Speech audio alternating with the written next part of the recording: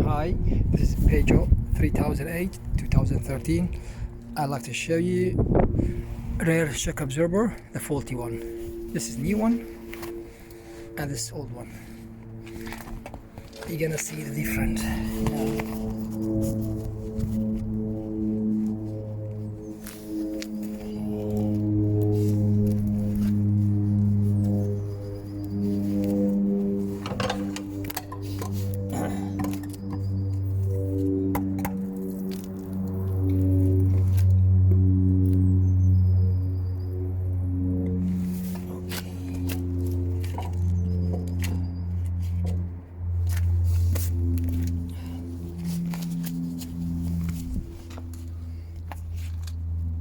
See, the new one is going up so quick. The old one is going so slow. And soft as well. That's mean it's gone. Look. Okay.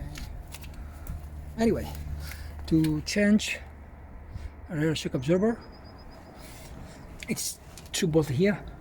You can see, and one. It's where is it? Oh my God, it's there. Okay, this one. Okay, only 3 bolts. Okay, and that one going on top. Where is it? Okay.